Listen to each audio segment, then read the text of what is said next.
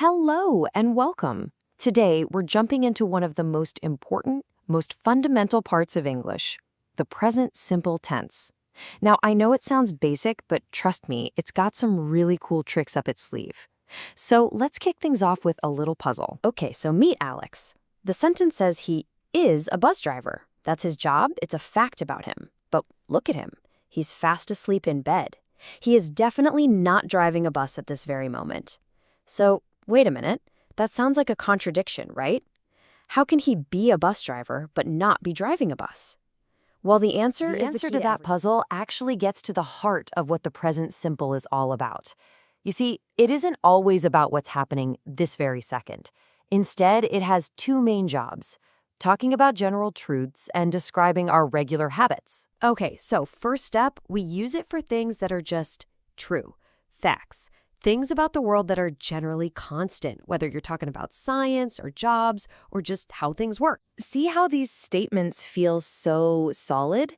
The earth goes round the sun? That's a universal fact. Nurses look after patients. That's what the job of a nurse is. And rice doesn't grow in cold climates. The present simple grounds these ideas, making them feel like permanent, unshakable truths. And the other big job for this tense, it's for all the things we do over and over again. Think about your daily grind, your hobbies, the stuff you do every week. The present simple is the perfect tool to describe the rhythms of your life. This is all about routine, isn't it? I get up at 8 o'clock every morning. That's a habit. And check out that second sentence. Anne usually plays tennis. Words like usually, often, sometimes, every, they are like little neon signs telling you, hey, use the present simple here. Okay, so now we know when to use it. That's the why. Now let's get into the how. How do we actually put these sentences together? The rules are pretty simple, but there is one little detail that you've absolutely got to get right. So here's the basic blueprint. For I, we, you, and they, you just use the verb as is. I work. You drive. Couldn't be simpler, right? But take a look at that second row. That's where the little twist comes in. Okay, this is it. This is the big one. For he, she, or it, what's called the third person singular, you almost always add an S to the verb. This is probably the #1 mistake people make, but once you get this down, you're golden. Let's put them side by side so you can see exactly what I mean. We say I work, but he works. We say they teach, but my sister teaches.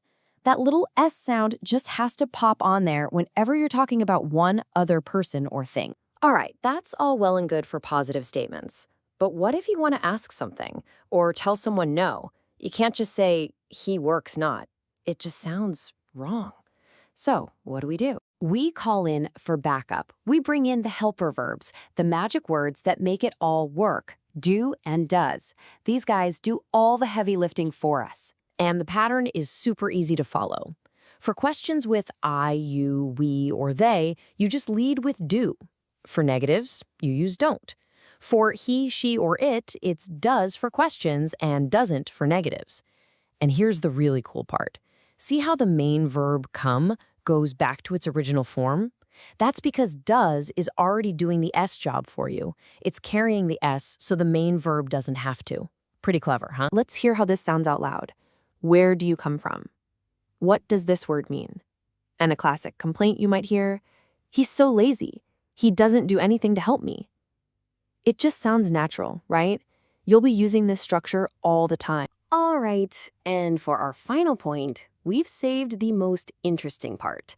This is where the present simple gets, well, kind of magical. Sometimes just saying the verb is the action. Just think about these two little words, I promise. When you say I promise, what are you actually doing? In that very instant, you are performing the act of promising. The words are the action. This is for those moments when you want to apologize or suggest something or refuse. Right here, right now. You're not just describing an action, your words are performing the action.